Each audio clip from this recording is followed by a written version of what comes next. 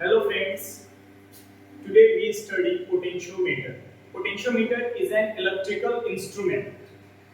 तो today we study potentiometer.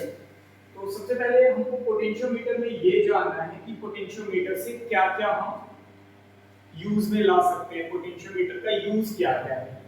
तो हम लोग जानते हैं potentiometer is a device, potentiometer is a device which is used to find EMF of a cell and to compare EMF of two cells and to find internal resistance of a cell. Potentiometer is a device which is used to find EMF of a cell and which is also used to compare EMFs of two cells and which is also used to find internal resistance of two cells. So these are three uses of potentiometer. अब हम लोग potentiometer के construction के बारे में जानते हैं। तो पोटेंशियोमीटर का जो लैब सेटअप होता है, लैब में जो सेटअप होता है उसके बारे में हम लोग बात करते हैं। तो पोटेंशियोमीटर में होता क्या है, एक 7 to 8 मीटर लॉन्ग वायर होता है जो स्पेशली किसका बना होता है, वो एक मेटालिक अलॉय कॉन्स्टेंटन या फिर मैंगेनन का बना होता है, कॉन्स्टेंटन या फिर मैंगेनन। और इस वायर को यूज करने का काउज क्या है, तो ये मिनिमाइज करता है एरर को। तो to minimise error we use these special types of metallic alloys in potentiometer to minimize error. Error को मिनिमाइज करने के लिए हम पोटेंशियोमीटर में इन वायर्स का यूज करते हैं। तो एक्चुअल में ये जो वायर्स होते हैं, ये कांस्टेंटन या फिर मैंगेनन मटेरियल का जो वायर है वो एक मेटालिक अलॉय है जिसका अल्फा यानी thermal coefficient of resistance positive तो होता है बट वेरी लेस होता है। ऑब्वियसली मेटालिक अलॉय है तो अल्फा यानी थर्मल कोफिशिएंट ऑफ रेजिस्टेंस क्या होना है, पॉजिटिव तो होना है बट बहुत ही कम होता है। आपको पता है कि सर्किट में अगर हम लोग एक्सपेरिमेंट कर रहे हैं या फिर कुछ भी फाइंड आउट कर रहे हैं, ये पोटेंशियोमीटर का यूज कर रहे हैं, तो हम सर्किट में करंट का फ्लो कराएंगे, ठीक है। तो सर्किट में अगर करंट का फ्लो होगा देन करंट का हीटिंग इफेक्ट भी होता है। हीटिंग इफेक्ट से ऑब्वियसली क्या होगा, टेंपरेचर बढ़ेगा। टेंपरेचर के बढ़ने से वी ऑल नो कि किसी भी कंडक्टर का रेजिस्टेंस इंक्रीज हो जाता है, ठीक है। तो उससे क्या होगा कि अगर हम इन मेटालिक अलॉयज के अलावा कोई भी अलॉय यूज कर दें तो एरर बहुत ज्यादा आ सकता है। बट इन मेटालिक अलॉयज के साथ बेनिफिट क्या हो जाएगा कि ये अल्फा तो पॉजिटिव है बट बहुत ही कम होता है, इसका अल्फा क्या होता है, बहुत ही कम होता है, इसलिए हम लोग इसका यूज करते हैं, ठीक है।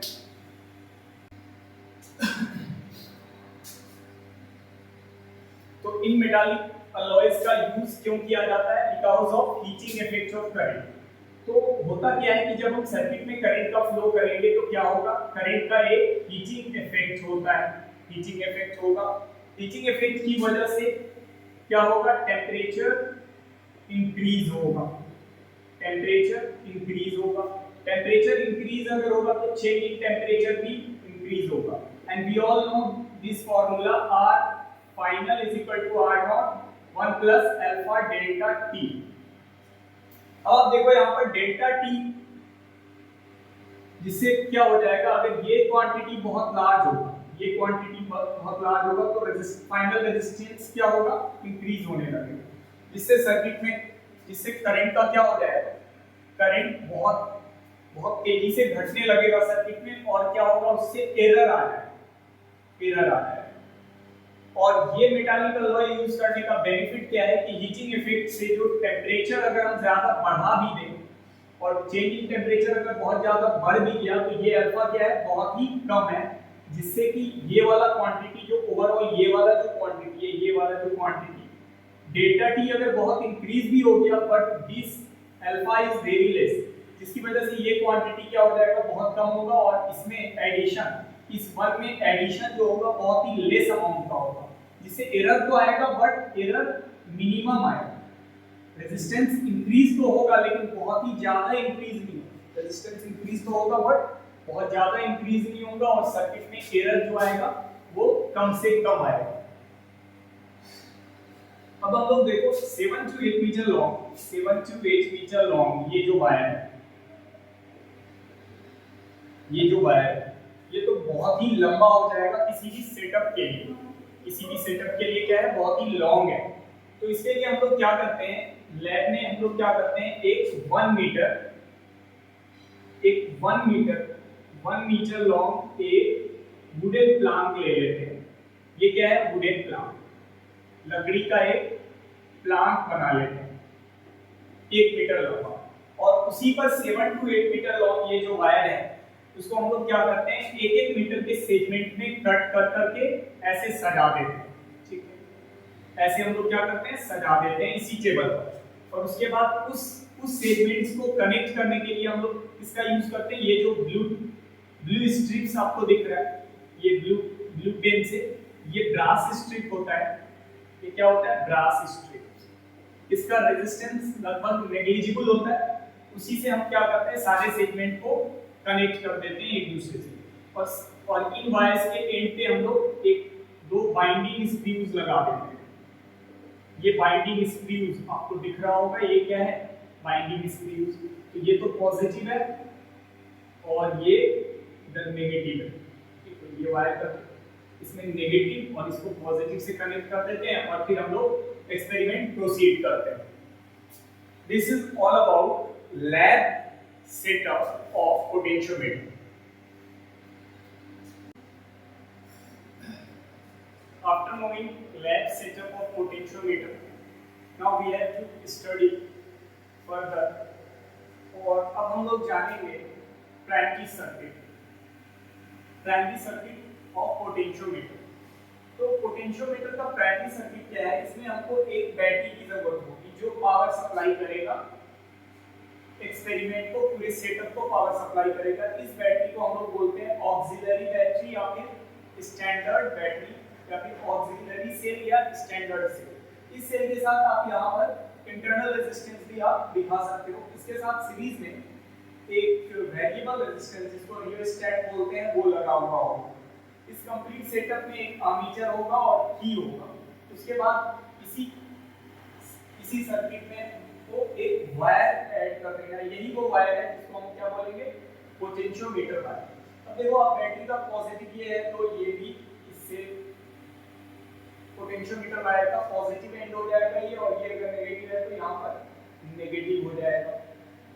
अब देखो AB ये जो है ये पोटेंशियोमीटर वायर है, इसका आपको सब कुछ पता है, इसका लेंथ, इसका क्रॉस सेक्शनल एरिया, इसकी रेजिस्टिविटी और इवन इसका रेजिस्टेंस सब कुछ आपको पहले से पता है। तो होगा क्या, यहाँ से कुछ करंट, हम इस बैटरी से कुछ करंट निकलेगा I, ये यहाँ से गया और इस वायर से भी करंट का फ्लो होगा I। तो आप यहाँ पर करंट थ्रू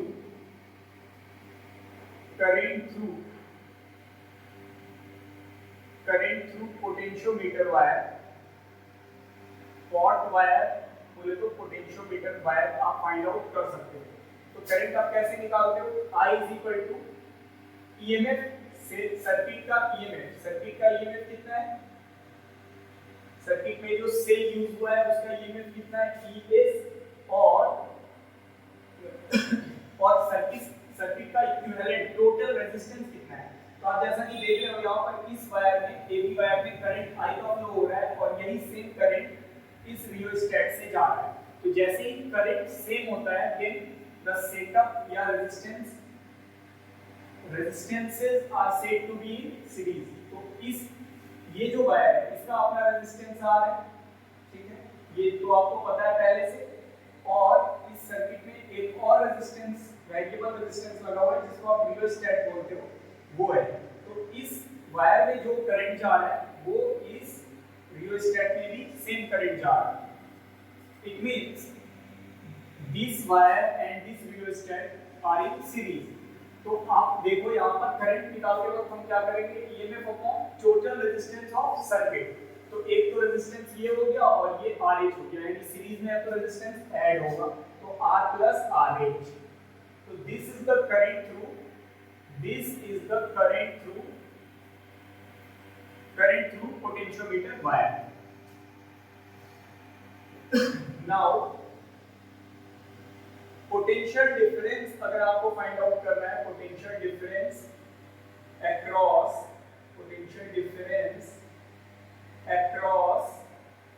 पोटेंशियोमीटर वायर, तो वो भी आप फाइंड आउट कर सकते हो। वो कैसे आप फाइंड आउट कर सकते हो? मान लो इस वायर के अक्रॉस पोटेंशियल डिफरेंस V है, तो आप देखो वायर का पॉजिटिव एंड यहाँ पर V है, तो पोटेंशियल डिफरेंस अगर V है तो यहाँ पर आपको V बोलना होगा और यहाँ पर 0, तभी तो डिफरेंस क्या होगा? V minus 0। तो हमने क्या मान लिया कि इस पोटेंशियोमीटर वायर के अक्रॉस पोटेंशियल का डिफरेंस V है, तो उस V को हम कैसे लिखेंगे?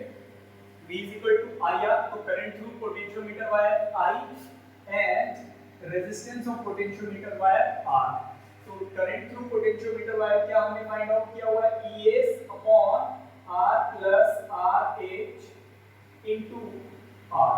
So this is the potential difference across potentiometer wire.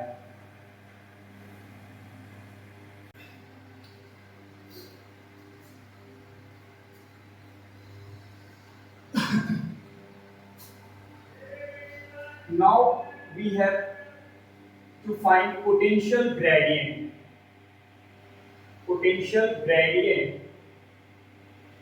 potentiometer wire। तो पोटेंशियल ग्रेडियंट को हम लोग K से दिखाते हैं।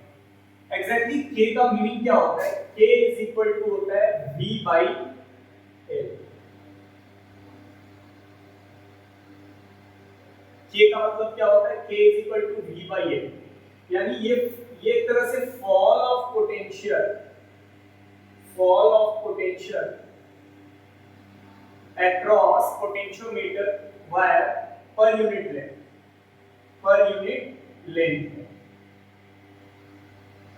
आप ऐसे सोच सकते हो कि L लेंथ का पोटेंशियोमीटर वायर का लेंथ कितना था? L लेंथ था, तो L लेंथ के पोटेंशियोमीटर वायर में आप ऐसे सोचो, L लेंथ के पोटेंशियोमीटर वायर में कितने का पोटेंशियल डिफरेंस आ रहा है? V पोटेंशियल का डिफरेंस आ रहा है, तो यूनिट लेंथ के वायर में कितने का डिफरेंस होगा? V by L।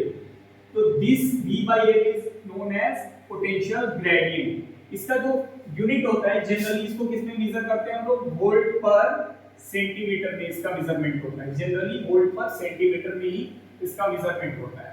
तो आप लोग एक एग्जांपल के थ्रू यहां पर आप समझ सकते हो कि व्हाट इज पोटेंशियल ग्रेडियंट। अब यहां पर देखो, मान लेते हैं ये कोई एक पोटेंशियोमीटर वायर है AB, this is potentiometer wire AB, और इसका आपको K दिया हुआ है, मान लो 0.3 वोल्ट पर सेंटीमीटर आपको इसका K दे दिया है, ठीक है। तो आप ये भी मान लो कि इस पॉइंट का पोटेंशियल कितना दिया हुआ है आपको? 10 वोल्ट। इस पॉइंट का पोटेंशियल 10 वोल्ट है एंड दिस पॉइंट का पोटेंशियल आपको कुछ भी दिया हुआ है, मान लो इस पॉइंट का पोटेंशियल 0 वोल्ट, ठीक है। यानी A और B पोटेंशियोमीटर वायर AB के बीच का डिफरेंस ही कितना है? 10 वोल्ट। तो आप देखो, तो अगर ये पोटेंशियोमीटर वायर है तो इसका आप देखो K कितना दिया हुआ है? 0.3 वोल्ट पर सेंटीमीटर। इट मींस इसके 1 सेंटीमीटर लेंथ पे कितने का ड्रॉप आ रहा होगा? 0.3 वोल्ट का। इट मींस अगर आप 10 सेंटीमीटर इधर, यानी A पॉइंट से 10 सेंटीमीटर इधर अगर आप बढ़ोगे, मान लो इस पॉइंट को C, तो 1 सेंटीमीटर पे 0.3 वोल्ट का अगर ड्रॉप आ रहा है, देन 10 सेंटीमीटर पे कितने का ड्रॉप आएगा? 0.3 into 10 यानी 3 वोल्ट का ड्रॉप आ जाएगा। इट मींस इस पॉइंट पर पोटेंशियल C पर कितना हो जाएगा? C पर का पोटेंशियल हो जाएगा 7 वोल्ट, ठीक है। अगर आप 10 सेंटीमीटर और आगे बढ़ो, यानी ये तो था 10 सेंटीमीटर, A पॉइंट से 10 सेंटीमीटर आगे 7 वोल्ट का अगर ड्रॉप आया, तो A पॉइंट से 20 सेंटीमीटर आगे अगर बढ़ेंगे, देन फर्दर यहां से तो 10 सेंटीमीटर होगा, फिर से 3 वोल्ट का ड्रॉप आ जाएगा, यानी यहां पर का पोटेंशियल कितना हो जाएगा? यहां पर का पोटेंशियल 4 वोल्ट हो जाएगा। यानी अगर D पॉइंट की बात करें तो पोटेंशियल एट D क्या हो जाएगा? 4 वोल्ट हो जाएगा। इससे ये पता चल रहा है कि ये 10 सेंटीमीटर का जो सेगमेंट था उसमें 3 वोल्ट का ड्रॉप आया, ये जो 10 सेंटीमीटर का सेगमेंट था उसमें तो 3 वोल्ट का ड्रॉप आ गया, बट ये जो 20 सेंटीमीटर का जो सेगमेंट था ए से डी वाला, इसमें कितने वोल्ट का ड्रॉप आ गया? इसमें 6 वोल्ट का ड्रॉप आ गया। इसका मीनिंग ये हुआ कि यहाँ पर पोटेंशियोमीटर वायर के किसी भी सेगमेंट का पोटेंशियल डिफरेंस उसके लेंथ के डायरेक्टली प्रोपोर्शनल होता है। इसका मीनिंग यही हुआ। तो ओवरऑल हम ये बोल सकते हैं कि यहाँ पर अगर हम VAC निकालें तो हमको कैसे निकालना होगा? 0.3 into 10 यानी 3 वोल्ट हो गया। और अगर हम VAD निकालेंगे तो ये हो जाएगा 0.3 into 20 यानी कितना का पोटेंशियल डिफरेंस आ जाएगा? 6 वोल्ट का। तो यहाँ पर का x अगर 10 है तो 3 वोल्ट का, अगर 20 है तो 6 वोल्ट का। तो ओवरऑल हमने क्या देखा कि V पोटेंशियल डिफरेंस जो होता है वो k into length of segment आ जाता है। इसको x बोलो या फिर l बोलो। तो ओवरऑल हमने ये देखा कि V is equal to k into l वाला इक्वेशन बन जाता है। यानी ये क्या दिखा रहा है? V is proportional to l. This is known as principle of potentiometer. This is known as principle of potentiometer. This is known as principle of potentiometer. तो पोटेंशियोमीटर का प्रिंसिपल क्या है कि potential difference across any segment of potentiometer wire is directly proportional to its length. जैसा कि आप यहाँ पर देख रहे थे 10 सेंटीमीटर वाले सेगमेंट में 3 वोल्ट का ड्रॉप आया था, तो 20 सेंटीमीटर वाले सेगमेंट में 6 वोल्ट का ड्रॉप आ गया। तो ओवरऑल हमने क्या सीखा? पोटेंशियल डिफरेंस किसी भी सेगमेंट का पोटेंशियोमीटर वायर में निकालना है तो हमको क्या करना है? उसके पोटेंशियल ग्रेडियंट को उस सेगमेंट के लेंथ से मल्टीप्लाई कर देना है। तो ओवरऑल जो हमारे पास फॉर्मूला बना V is equal to K into L वाला बन गया, जो क्या दिखाता है कि V यानी पोटेंशियल डिफरेंस प्रोपोर्शनल है लेंथ ऑफ पोटेंशियोमीटर वायर। तो ओवरऑल यहाँ पर प्रिंसिपल ऑफ पोटेंशियोमीटर क्या है? तो आप लिख सकते हो ऐसे, principle of potentiometer states that the potential difference across any segment of potentiometer wire is directly proportional to its length. This is the principle of potentiometer.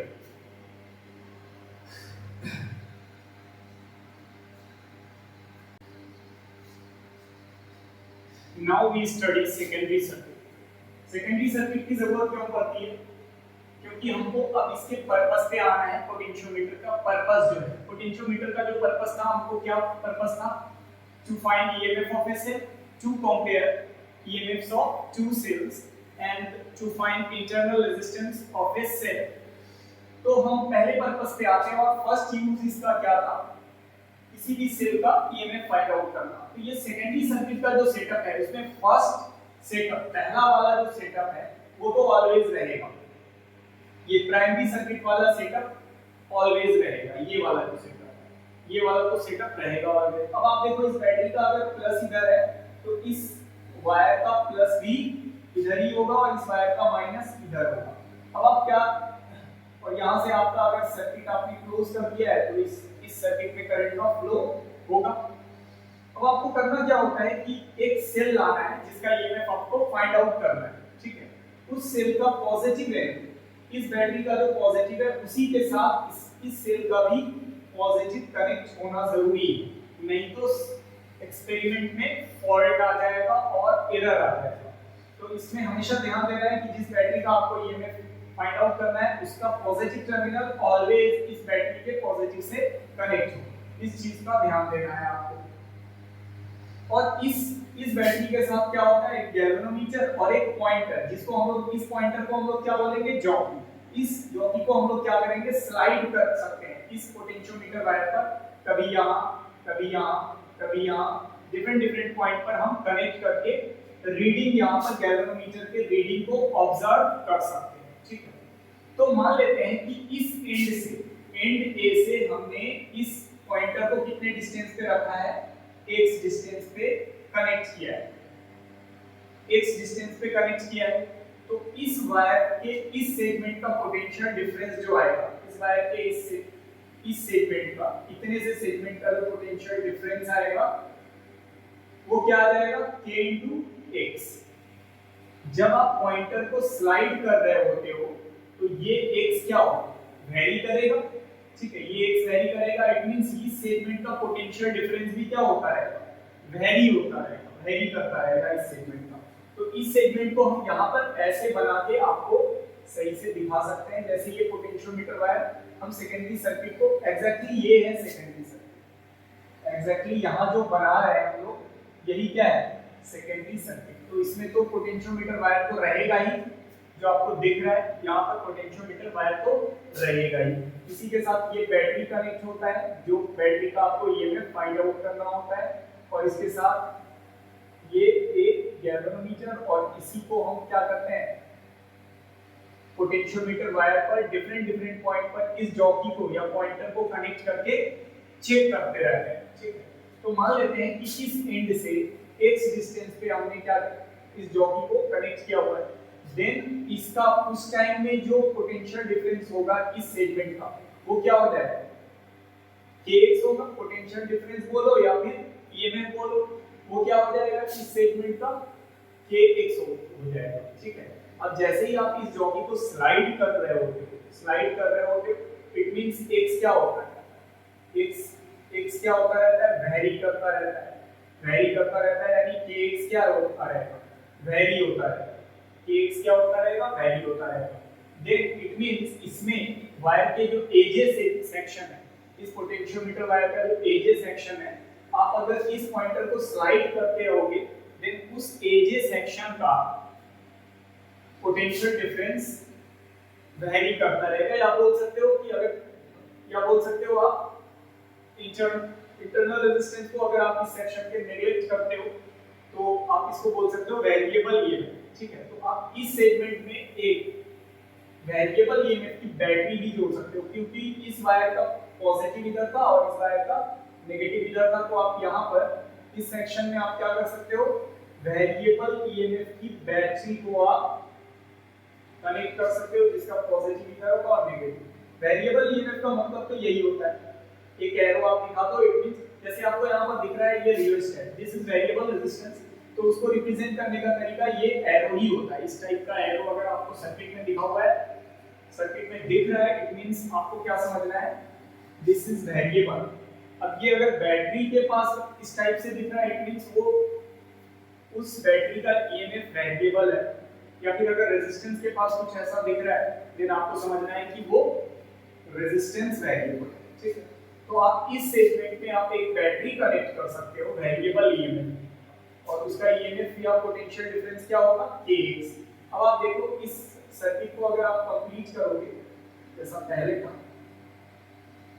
तो इसका ईएमएफ ये हो जाएगा, और गैल्वेनोमीटर अगर आप इस बैटरी के इंटरनल रेजिस्टेंस को आप नेग्लेक्ट कर रहे हो, ठीक है, इस बैटरी के इंटरनल रेजिस्टेंस को आप नेग्लेक्ट कर रहे हो, तो इस सर्किट में इस बैटरी का पॉजिटिव इधर नेगेटिव इधर, तो इस सर्किट में अगर आप ऐसे घूमोगे तो बाई केवीएल आप क्या करना है, इधर से अगर आप जा रहे हो तो इस बैटरी के अक्रॉस क्या आएगा, गेन आएगा, यानी प्लस का ई आ गया, और आप ऐसे अगर आ रहे हो तो इस बैटरी के अक्रॉस क्या आएगा, ड्रॉप आएगा, यानी प्लस पहले माइनस बाद में। तो इसमें इसके अक्रॉस आप क्या लिखना, minus kx, this e minus kx is exactly net EMF of this circuit. इस सर्किट का नेट ईएमएफ यही है, यानी e नेट आप क्या लिख सकते हो, इस सर्किट का e माइनस kx, ठीक है। तो सेकेंडरी सर्किट का नेट ईएमएफ क्या आ गया, e माइनस kx, जिसमें e क्या है, ये तो फिक्स क्वांटिटी है, ये तो वेरी करेगा, वेरी क्या करेगा, अगर आप जॉकी को स्लाइड कर रहे हो, जॉकी बोले तो इस पॉइंटर को अगर आप स्लाइड, इस पॉइंटर को अगर आप स्लाइड कर रहे हो तो वेरी तो करेगा ऑलवेज x वेरी करेगा, तो ये kx वेरी करेगा, ठीक है। तो इसमें सबसे पहले हम करेंगे क्या, हम इसका सबसे पहला केस हम लोग क्या देख सकते हैं कि जब आप इस जॉकी को यानी इस पॉइंटर को कहां कनेक्ट करते हो, इस एंड पे, इस पॉइंटर को इस एंड पे, पॉइंटर को इस एंड पे अगर आप कनेक्ट करते हो, देन आप देखो x आपका क्या हो जाएगा, when x is 0, x अगर 0 है तो kx भी क्या होगा, 0 होगा। इट मींस नेट ईएमएफ जो आ जाएगा आपका कितना आ जाएगा, E माइनस kx, ये वाला क्वांटिटी 0, तो E नेट क्या हो जाएगा, नेट ईएमएफ हो जाएगा। इसका मतलब इस सर्किट में जो करंट का फ्लो होगा वो ऐसे होगा, ऐसे होगा, यानी करंट इधर से जाएगा और ऐसे इस सर्किट में करंट का फ्लो होगा। इसका मतलब ये जो गैल्वेनोमीटर है, गैल्वेनोमीटर में जो रीडिंग आएगी वो लेफ्ट आएगी, क्योंकि करंट का फ्लो किधर हो रहा है, ऐसे हो रहा है, तो गैल्वेनोमीटर का जो रीडिंग आएगा वो लेफ्ट में आएगा। गैल्वेनोमीटर का 0 तो बीच में होता है और कुछ करंट अगर आ गया तो वो लेफ्ट में ही आएगा और ये वैल्यू करंट का आपको दिखाएगा गैल्वेनोमीटर, ठीक है। तो गैल्वेनोमीटर का इस टाइप का ही सेटअप होता है, इस टाइप का गैल्वेनोमीटर होता है और आपको रीडिंग जो यहाँ पर जो डिफ्लेक्शन आपको दिखेगा, ये डिफ्लेक्शन जो दिखेगा वो आपको लेफ्ट में ही दिखेगा, ठीक है। तो अगर हम इस पॉइंटर को एकदम इस एंड पर कनेक्ट करके देखेंगे तो नेट ईएमएफ आपका बैटरी का जो एग्जैक्ट ईएमएफ है उसी के बराबर आने वाला है और वो उस हिसाब से करंट का जो डायरेक्शन होगा वो ऐसा होगा और यहाँ पर जो गैल्वेनोमीटर में आपको रीडिंग दिखाएगा वो कुछ अमाउंट ऑफ करंट दिखाएगा और किस साइड दिखाएगा डिफ्लेक्शन, इस एरो का डिफ्लेक्शन लेफ्ट साइड दिखाएगा क्योंकि करंट का डायरेक्शन ये। जैसा कि आपको पता है कि galvanometer is the device which is used to measure current. Also galvanometer indicates the direction of current.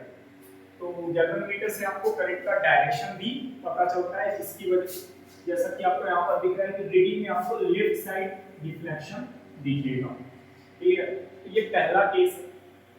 अब अगर हम दूसरा केस इसमें सोचेंगे तो वो क्या होगा, दूसरा केस ये होगा कि अब हमें ना इस जॉकी को यहाँ से इधर स्लाइड करना है, यानी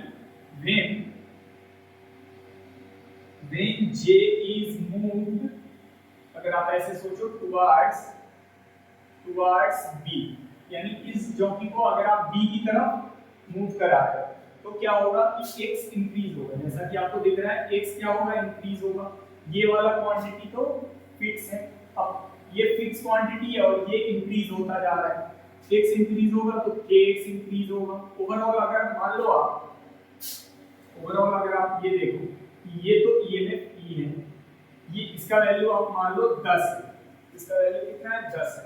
अब आप x0 से स्टार्ट किए, x0 1 2 3 स्टार्ट किए तो कभी ये 2 होगा, फिर 3 होगा, ये 4 होगा, 5 होगा, तो ओवरऑल ऐसा होता जाएगा कि kx का वैल्यू 2 3 4 5 6 7 8 और एक समय ऐसा आएगा जब kx का वैल्यू 10 हो जाएगा, यानी ये तो 10 में 10 खत्म, ठीक है।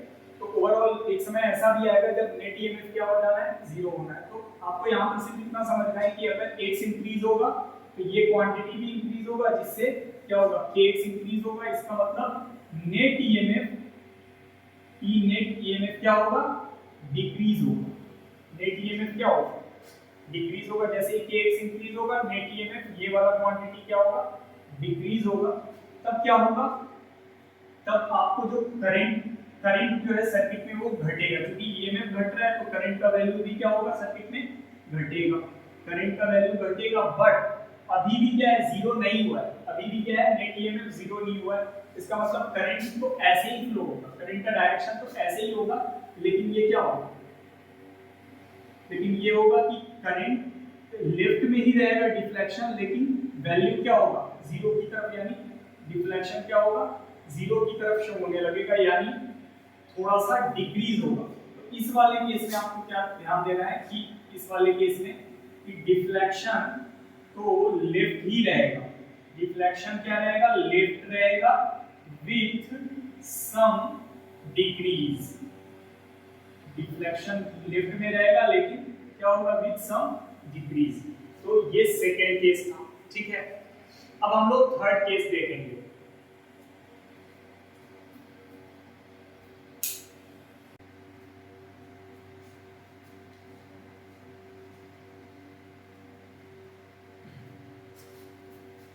नेट ईएमएफ आपका कितना था, E माइनस एक्स। तो आप देखो एक्स आप जैसे जैसे इंक्रीज करा रहे थे कि एक्स का वैल्यू इंक्रीज हो रहा था और नेट ईएमएफ क्या हो रहा था, डिक्रीज हो रहा था, ठीक है। अब इतना, अब क्या होगा कि ये जो 10 है, अगर मान लो इस बैटरी का ईएमएफ 10 वोल्ट है, ठीक है, तो अब आपने इस kx को इतना बढ़ा दिया कि ये kx भी क्या हो गया, 10 हो गया। तो एंड स्टेज कम्स, अब क्या होगा, and stage comes,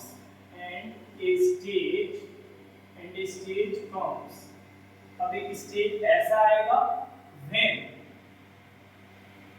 net EMF क्या हो जाएगा, नेट ईएमएफ 0 हो जाएगा। नेट ईएमएफ 0 होने का मतलब E माइनस kx 0 हो जाएगा। It means E is equal to kx हो जाएगा। अब यहां पर ये x क्या हो जाएगा, balancing length. This x is known as balancing. अब इस बैलेंसिंग लेंथ पर सर्किट का क्या हो गया, ये नेट ईएमएफ क्या हो गया, 0 हो गया। इसका मतलब अब जो गैल्वेनोमीटर में जो रीडिंग शो होगा वो एग्जैक्टली कहां पर शो होगा, वो एग्जैक्टली आपका 0 पे ही शो होने लगेगा। यानी यहाँ पर जो डिफ्लेक्शन जो है यहाँ पर दिखाएगा एकदम बीच में।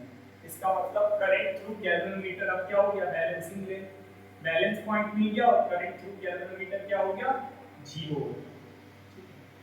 तो E is equal to kx अगर आ गया तो ये वाला जो कंडीशन हो गया, this is the case of null deflection, this is the case of null deflection, ठीक है।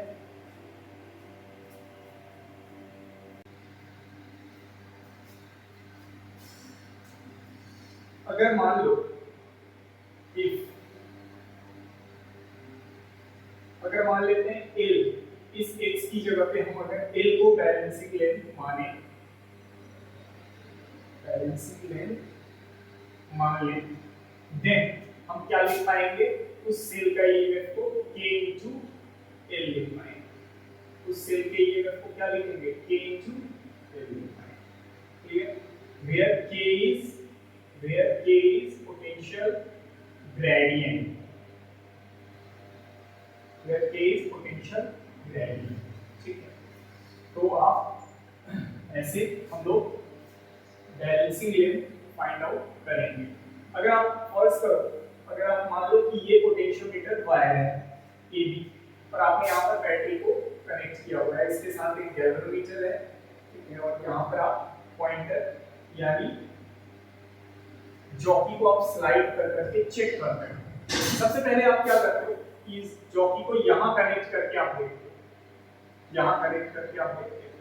तो अगर आप जॉकी को यहाँ कनेक्ट करते हो तो डिफ्लेक्शन क्या आ जाता है, मान लो लेफ्ट आ गया, इधर आ गया, और इस जॉकी को अब आप स्लाइड करके करके कहाँ, यहाँ ले आते हो, मान लो यहाँ ले आए और बी पॉइंट पर कनेक्ट करते हो, तो आप देख रहे हो कि डिफ्लेक्शन एकदम पलट के डिफ्लेक्शन इधर आ गया, यानी करंट का डायरेक्शन उल्टा हो गया उस सर्किट में।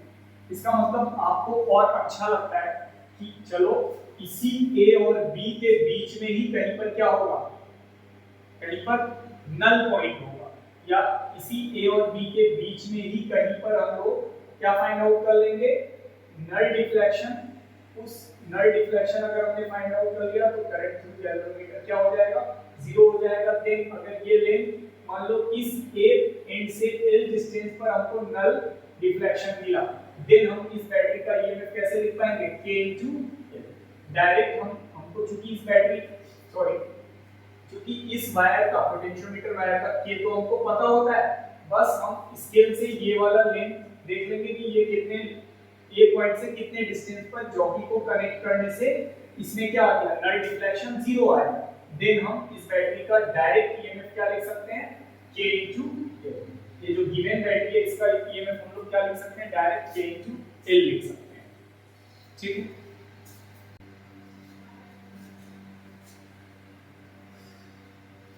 After finding EMF of a cell, now we have to compare EMFs of two cells. The second use of potentiometer.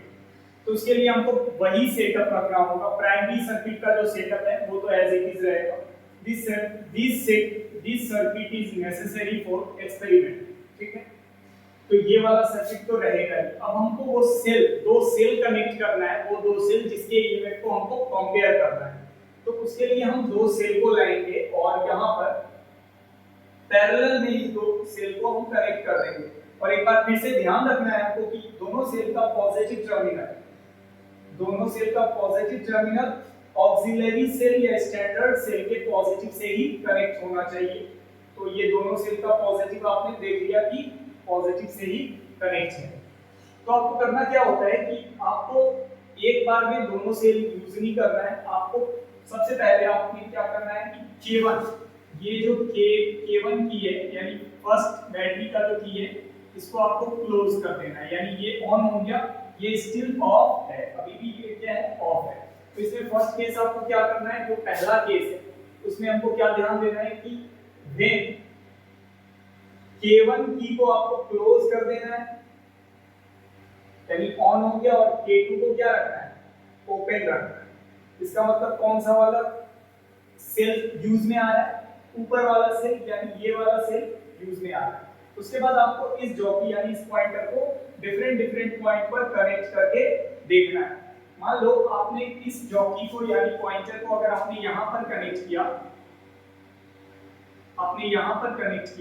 इस पॉइंट पर कनेक्ट किया यानी J डैश पॉइंट पर अगर आपने कनेक्ट किया तो इसमें क्या आ रहा है, नल डिफ्लेक्शन क्या आ गया, इसमें नल डिफ्लेक्शन आपको मिल गया। नल डिफ्लेक्शन का मतलब करंट थ्रू गैल्वेनोमीटर क्या आ गया, 0 आ गया।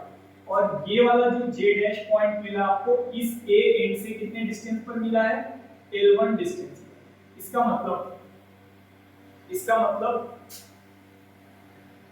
मतलब ये वाला सेल ये वाले सर्किट के लिए ऊपर में यहाँ ये वाला सर्किट की यूज में था, ये वाले सर्किट के लिए आपको क्या मिल गया, नल डिफ्लेक्शन मिल गया। इसका मतलब ये वाले सर्किट में जो सेल लगा हुआ है उसका ईएमएफ क्या है, E1। तो उसके ईएमएफ को हमको क्या बोल देना है, K × L1। क्योंकि आपको पता है कि ये पोटेंशियोमीटर वायर का पोटेंशियल ग्रेडियंट आपको पहले से पता होगा। अगर मान लो इस केस में आपको मिल गया L1 क्या मिल गया, balancing length. First case balancing length क्या मिला, L1 मिल गया। देन जो फर्स्ट बैटरी का जो ईएमएफ हो जाएगा E1 = K × L1। उसी तरह अगर आप सेकंड केस में क्या करो, इस बार को आप क्या करो कि K1 को ओपन रहने दो और K2 को क्या कर दो, क्लोज कर दो। K2 को क्लोज कर दो। तो K1 को ओपन रखा आपने और K2 को क्लोज कर दिया। देन इस केस में अगर मान लो आपने इस जॉकी या पॉइंटर को अगर आप स्लाइड करते हो डिफरेंट पॉइंट, तो आपने यहाँ पर मान लो कनेक्ट किया इसको, तो यहाँ पर कनेक्ट करने से क्या होगा कि आपका ये वाला बैटरी तो यूज में नहीं, नीचे वाला बैटरी यानी ये वाला बैटरी यूज में है, इसको आपने क्या कर दिया है, इसको ओपन कर दिया है। इस बार इसको आपने क्या किया है, ओपन कर दिया है और इसको क्लोज किया हुआ है। इसका मतलब आपका ये जो इफेक्टिव नीचे वाला सर्किट इफेक्टिव सर्किट है। ऐसे केस में आपको मान लो यहाँ पर मिला, यहाँ पर क्या मिला, यहाँ पर इस पॉइंट पर कनेक्ट करने से आपको नल डिफ्लेक्शन मिला। नल डिफ्लेक्शन का मतलब नीचे वाले सर्किट में करंट का फ्लो होना बंद हो गया, तभी तो इस गैल्वेनोमीटर से करंट नहीं जा रहा है, इसलिए इस गैल्वेनोमीटर में रीडिंग क्या आ रहा है, 0 आ रहा है। और इस बार ये जो लेंथ मिला आपको L2 डिस्टेंस, ये मान लो कितने डिस्टेंस पर मिला, ये A पॉइंट से L2 डिस्टेंस पर मिला।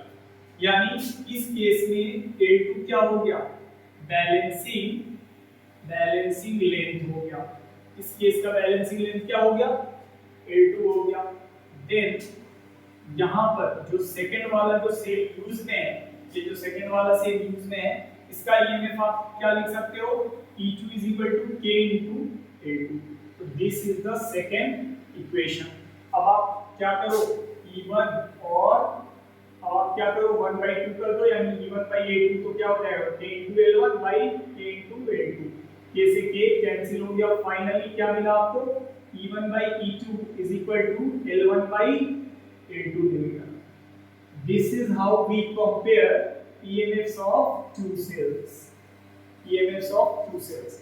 अगर मान लो एक एग्जांपल हम देख ले रहे हैं, अगर मान लो दो सेल के EMF का रेशियो आ गया 1:2 यानी 1/2 आ गया, इसका मतलब ये हुआ कि 2E1 is equal to E2 यानी E2 is equal to 2 into E1।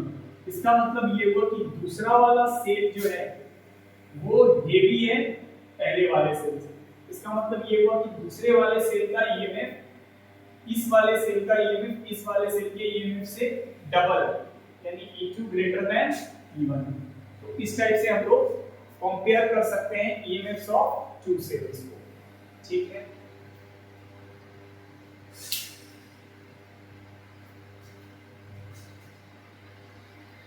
हम लोग पोटेंशियोमीटर का थर्ड यूज जानेंगे।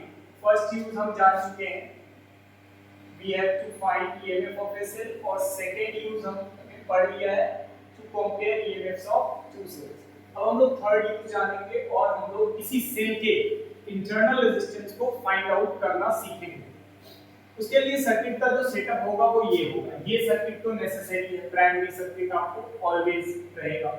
उसके बाद आप क्या करना कि इस बैटरी का जो पॉजिटिव एंड है, इस बैटरी का जो पॉजिटिव एंड है और ये नेगेटिव, तो उस पॉजिटिव एंड से ही उस बैटरी का भी पॉजिटिव एंड आपको कनेक्ट करना है, जिसका इंटरनल रेजिस्टेंस आपको फाइंड आउट करना है। ठीक है, तो आप इस बैटरी को आपने ऐसा जोड़ दिया। अब इस सेल का आपको फाइंड आउट करना है इंटरनल रेजिस्टेंस, आपको गिवन नहीं, ये आपको फाइंड आउट करना पड़ेगा। तो उसके लिए आप करना क्या, उसके लिए क्या चीज जरूरी है, इस बैटरी के पैरेलल में आप एक रेजिस्टेंस बॉक्स आरबी बोले तो रेजिस्टेंस बॉक्स, ये आरबी का मीनिंग क्या है, रेजिस्टेंस बॉक्स आप कनेक्ट कर दो। ठीक है, इस बैटरी के पैरेलल में आप एक रेजिस्टेंस बॉक्स कनेक्ट कर लोगे। रेजिस्टेंस बॉक्स होता क्या है उसको भी हम लोग जान जाते हैं कि रेजिस्टेंस बॉक्स होता क्या है। रेजिस्टेंस बॉक्स ऑब्वियसली एक बॉक्स टाइप का सेटअप है, एक बॉक्स टाइप का इस टाइप का सेटअप है। आपने देखा होगा लैब्स में इस टाइप का सेटअप। इसमें यहाँ पर कुछ स्क्रूज लगा होता है, जैसे स्क्रूज या ढक्कन टाइप का लगा हुआ होता है, और उस पे वैल्यूज लिखा हुआ होता है, उस पे वैल्यूज लिखा हुआ होगा। मान लो इस टाइप का वैल्यूज लिखा हुआ होगा, सारे ढक्कन पे वैल्यूज। मान लो इस ढक्कन पे 100 ओम लिखा हुआ है, इस ढक्कन पे 200 ओम लिखा हुआ है, उसी तरह इस ढक्कन पे 1 ओम, इस पे 2 ओम, 3 ओम, इस टाइप से लिखा हुआ है। ठीक है, और एक इनफाइनाइट ओम वाला भी ढक्कन होता है, इनफाइनाइट ओम भी होगा। इनफाइनाइट ओम का मीनिंग क्या होगा, एयर गैप। इनफाइनाइट ओम का मीनिंग क्या है, एयर गैप, ये होगा इनफाइनाइट ओम का मीनिंग होता है एयर गैप। मान लो कि अगर आपको 100 ओम चाहिए, सर्किट में क्या चाहिए आपको 100 ओम, और इसके साथ एक ऑब्वियसली इससे पॉजिटिव नेगेटिव टर्मिनल, ऑब्वियसली इससे वायर निकला हुआ होगा पॉजिटिव नेगेटिव, जिसको आप सर्किट में क्या कर रहे हैं, सर्किट में आप कनेक्ट कर सकते हो इस चीज को। अगर आपको 100 ओम का सर्किट में रेजिस्टेंस 100 ओम क्या इंक्रीज करना है आपको, अगर सर्किट में रेजिस्टेंस, तो आप क्या करना है, ये वाला जो स्क्रू है इसको आप खोल के हटा देना, तो सर्किट में कितना रेजिस्टेंस एक्टिव होगा 100 ओम। मान लो आपको 3 ओम का रेजिस्टेंस चाहिए, 3 ओम का, तो आप क्या करना है, ये वाले स्क्रू को खोल के आप हटा देना, तो 1 ओम एक्टिव हो गया, और इस स्क्रू को खोल के हटा देना तो टोटल 3 ओम, यानी इस 3 ओम चाहिए, तो ये दोनों स्क्रू को आपको खोल के क्या कर देना होगा, सेपरेट कर देना होगा, देन आपका सर्किट में ऐड हो जाएगा 3 ओम। तो रेजिस्टेंस बॉक्स एक सर्किट में रेजिस्टेंस ऐड करने के लिए, रेजिस्टेंस सर्किट में अगर आपको ऐड करना है तो उसका एक डिवाइस है जो सर्किट में आपको जितना रेजिस्टेंस चाहिए उतना रेजिस्टेंस ये सर्किट में प्रोवाइड कर देता है। तो इसका इतना सही यूज है। यहाँ पर आप देखो, हमको इस सेल का इंटरनल रेजिस्टेंस चाहिए होगा, ठीक है, तो इसके लिए हम क्या करेंगे, इस सेल के पैरेलल में एक रेजिस्टेंस बॉक्स जोड़ देंगे। और सबसे पहले हम क्या करेंगे, इसमें पहला केस हम सबसे पहले क्या करेंगे कि रेजिस्टेंस बॉक्स का जो रेजिस्टेंस बॉक्स से हम कितना रेजिस्टेंस एक्टिव करा लेंगे, इनफाइनाइट। इनफाइनाइट ओम एक्टिव कर रहे हैं, यानी रेजिस्टेंस बॉक्स में हमने कितना रेजिस्टेंस एक्टिव कर दिया, इनफाइनाइट। इनफाइनाइट ओम से क्या हो जाता है, करंट इधर तो रिस्ट्रिक्ट हो जाता है, इधर तो बिल्कुल भी करंट नहीं है। इधर क्या होगा, करंट का, क्योंकि इनफाइनाइट ओम हो गया ना, इधर कोई करंट का फ्लो होगा ही। किस सर्किट में करंट का फ्लो होगा, ऊपर वाले सर्किट में, इसमें करंट का फ्लो होगा। उसको भी आप क्या करना, सॉरी यहाँ पर जे होगा, उसको भी आप क्या करना, इस पॉइंटर को स्लाइड करते हो आप डिफरेंट डिफरेंट पॉइंट पर कनेक्ट करते हो और चेक करते हो, यहाँ पर डिफ्लेक्शन चेक करते हो आप। तो मान लो इस जॉकी को यहाँ पर आपने इसको कनेक्ट किया, तो यहाँ पर आप क्या देख रहे हो कि इससे डिफ्लेक्शन क्या आ गया, जीरो आ गया, यानी करंट थ्रू गैल्वेनोमीटर जीरो, यानी क्या मिल गया आपको, नल डिफ्लेक्शन मिल गया। और वो नल डिफ्लेक्शन मान लो इस एंड से कितने लेंथ पर मिला, L1 डिस्टेंस पर। वो नल डिफ्लेक्शन इस पॉइंट A से कितने डिस्टेंस पर मिल गया, L1 डिस्टेंस पर मिल गया, ठीक है। तो उस केस में देखो आप, इस सर्किट में भी नीचे वाले सर्किट में तो करंट का फ्लो हो ही नहीं रहा है, इसमें तो हो ही नहीं रहा है, बिकॉज़ यहाँ पर एक्टिव कितना रेजिस्टेंस है, इनफाइनाइट हो। अब आपने जॉकी को स्लाइड कर करके आपने क्या फाइंड आउट कर लिया है, नल डिफ्लेक्शन फाइंड आउट कर लिया है। नल डिफ्लेक्शन का मीनिंग ये होता है कि अब आपका इस सर्किट में गैल्वेनोमीटर से भी करंट का फ्लो नहीं हो रहा है, यानी इस सर्किट में भी करंट का फ्लो बंद हो गया। इस सर्किट में अगर करंट का फ्लो बंद हो गया है, इस सर्किट में करंट का फ्लो बंद हो गया, इसका मतलब अब आपको क्या मिल गया, बैलेंसिंग लेंथ मिल गया है। और इस केस में क्या मिला, बैलेंसिंग लेंथ मिल गया। इस केस में L1 क्या मिल गया आपको, बैलेंसिंग लेंथ, ये मिल गया बैलेंसिंग लेंथ। अब आप ये बताओ कि इस सर्किट में भी करंट का फ्लो होना बंद हो गया, यानी इस बैटरी से भी करंट क्या हो रहा है, करंट का फ्लो नहीं हो रहा। जब ये इस बैटरी से करंट का फ्लो नहीं हो रहा है, तो इस दो पॉइंट के बीच ईएमएफ और पोटेंशियल का डिफरेंस सेम ही होगा, क्योंकि हमको पता है कि ईएमएफ एग्जैक्टली होता क्या है, पोटेंशियल डिफरेंस एग्जैक्टली होता क्या है, E माइनस आई आर, ठीक है। पोटेंशियल डिफरेंस एग्जैक्टली होता क्या है, E माइनस आई। अब अगर करंट ही जीरो है तो आई आर इंटरनल रेजिस्टेंस के कारण जो लॉसेस होगा वो तो आएगा नहीं। इसका मतलब पोटेंशियल डिफरेंस और ईएमएफ बात तो बराबर ही है, यानी इस सर्किट में अगर करंट का फ्लो नहीं होगा, देन उस टाइम में इस बैटरी का हम क्या मेजर कर पाएंगे, ईएमएफ मेजर कर पाएंगे, ना कि पोटेंशियल डिफरेंस, ठीक है। तो ईएमएफ या पोटेंशियल डिफरेंस बात तो सेम ही हो जाएगा। ऐसे केस में हम इस सेल का क्या लिख पाएंगे, ईएमएफ E K × L1 आ जाएगा। इस सेल का ईएमएफ ही मेजर हो पाएगा, ठीक है, क्योंकि इंटरनल रेजिस्टेंस से कोई करंट का फ्लो होगा नहीं, तो कोई ड्रॉप, वोल्टेज का ड्रॉप नहीं आएगा। ऐसे में इस दो पॉइंट के बीच आप पोटेंशियल डिफरेंस और ईएमएफ को बात बराबर बोल सकते हो।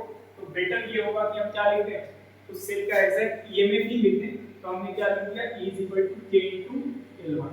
अब सेकंड केस हम लोग करते क्या है, ध्यान देना, सेकंड केस में हम लोग करते क्या है कि सेकंड केस में हम लोग ये करते हैं कि रेजिस्टेंस बॉक्स में कुछ भी एक फाइनाइट रेजिस्टेंस बॉक्स में कोई फाइनाइट रेजिस्टेंस यहां पर एक्टिवेट कर देते हैं। रेजिस्टेंस बॉक्स में फाइनाइट रेजिस्टेंस एक्टिवेट कर देते हैं। फाइनाइट रेजिस्टेंस जैसे ही एक्टिवेट होगा, इट मींस इस सर्किट में भी करंट का फ्लो होगा। अब आप करंट को रिस्ट्रिक्ट नहीं कर सकते इधर से फ्लो होने, करंट इधर भी फ्लो होगा और इसमें भी फ्लो होगा। अब आप क्या करो कि पॉइंटर को स्लाइड कर करके चेक कर लो। मान लो इस पॉइंट पर पॉइंटर को अगर आपने कनेक्ट किया, इस पॉइंट पर अगर आपने पॉइंटर को कनेक्ट कर दिया, यानी इस J डबल डैश पॉइंट पर कनेक्ट करने से आपको क्या मिल गया, गैल्वेनोमीटर में करंट जीरो मिल गया। इसका मतलब नल डिफ्लेक्शन मिल गया। और ये डिस्टेंस यहां से कितना आ गया, L2 आ गया। मान लो A एंड से ये वाला जो डिस्टेंस है, इस सेगमेंट का जो लेंथ आ गया L2 आ गया। इसका मतलब बैलेंसिंग लेंथ आपको इस केस का क्या आ गया, L2 आ गया, ठीक है। तो आप यहां पर लिख दो, यहां पर जो आया L2 क्या आ गया, बैलेंसिंग लेंथ आ गया। इस केस का बैलेंसिंग लेंथ आ गया L2, बैलेंसिंग लेंथ आ गया इस केस का L2 आ गया, इस केस का बैलेंसिंग लेंथ। तो अब आप देखो, ऑब्वियसली करंट बैलेंसिंग लेंथ अगर मिला तो ऑब्वियसली करंट यहां पर तो जा नहीं रहा है, लेकिन this is a battery and this is a finite resistance. इसका मतलब करंट का सर्कुलेशन इसमें आपने रिस्ट्रिक्ट नहीं कर पाएंगे। आप भले ही इससे बाहर यहां से आगे करंट नहीं जा रहा है, बट इस सर्किट में करंट का फ्लो तो होता रहेगा, because this is a battery and this is a external resistance. तो इस सर्किट में करंट का फ्लो होता रहेगा। अब जो आप देखो कि ये वाला जो सर्किट दिख रहा है नीचे, इसमें अगर करंट का फ्लो होता रहेगा, इट मींस यहां से करंट ऐसे गया, ऐसे निकला, ऐसे गया और ऐसे ऐसे करके ऐसे करंट का फ्लो हो गया इधर, इस डायरेक्शन में इधर। इसका मतलब इस इंटरनल रेजिस्टेंस के थ्रू भी करंट जा रहा है। इसका मतलब इस बैटरी में इस बार कुछ इंटरनल रेजिस्टेंस के कारण भी वोल्टेज का ड्रॉप आएगा। इसका मतलब इस और इस पॉइंट के बीच ईएमएफ और पोटेंशियल डिफरेंस सेम नहीं होगा, यानी E माइनस IR हो जाएगा। ठीक है, वोल्टेज को हम कैसे लिखते हैं? E minus IR। तो IR की वजह से यहाँ पर कुछ क्या आ जाएगा, कुछ ड्रॉप आ जाएगा और फाइनली ये होगा कि इस केस में जो आएगा पोटेंशियल डिफरेंस आ जाएगा। इस केस में आप जो मेजर कर पाना, वो क्या कर पाना? पोटेंशियल डिफरेंस मेजर कर पाना। इस केस में आपने क्या मेजर किया था? ईएमएफ। तो इस केस में अगर आप क्या मेजर कर पाना? Potential difference. तो पोटेंशियल डिफरेंस V आ जाएगा इस केस में K * L2। तो ये आ जाएगा आपका सेकंड एक्सप्रेशन। ठीक है, क्लियर?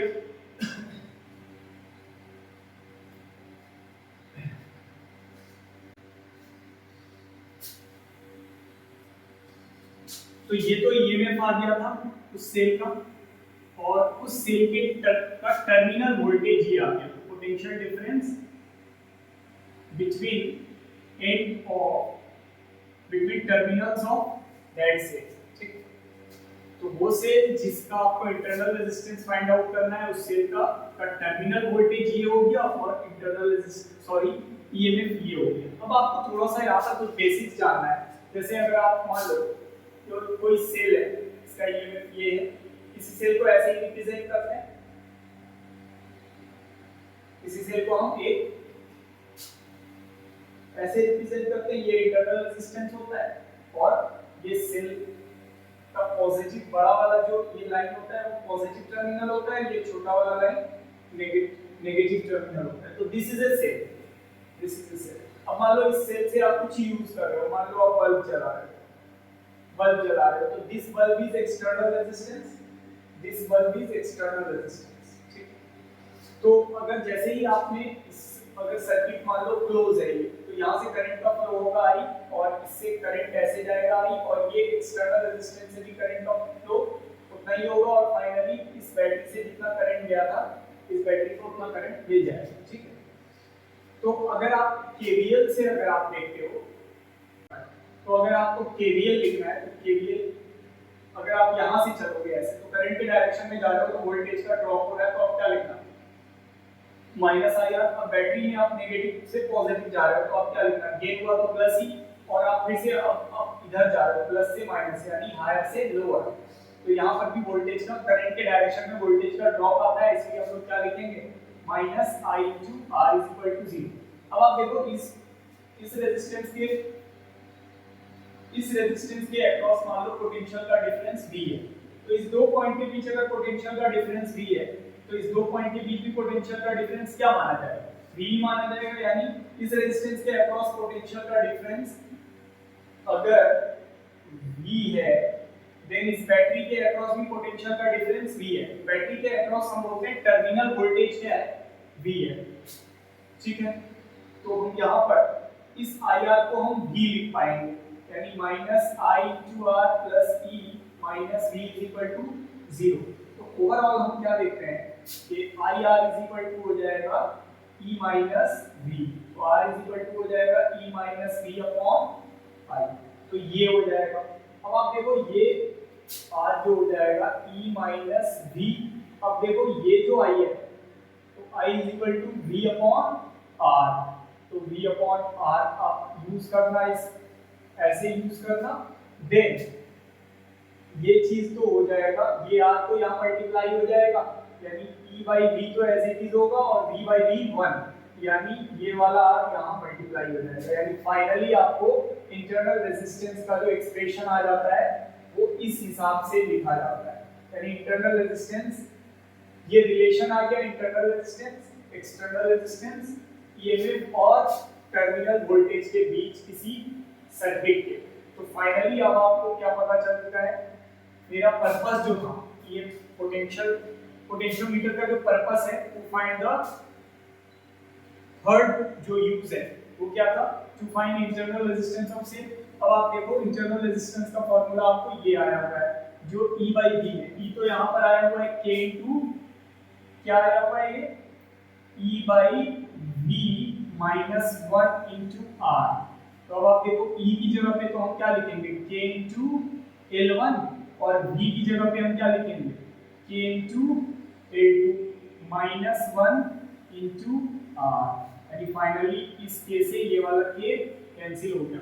तो फाइनली हम इसको यहाँ पर लिख देते हैं, R इज इक्वल टू क्या आ गया, L1 by L2 minus 1 into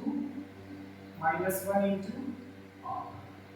तो दिस फॉर्मूला, ये वाला तो फॉर्मूला आया किसी भी पोटेंशियोमीटर में इंटरनल रेजिस्टेंस को इस टाइप से हम फाइंड आउट कर सकते हैं, ऐसे आप फाइंड आउट कर सकते हो internal resistance. This is all about potentiometer.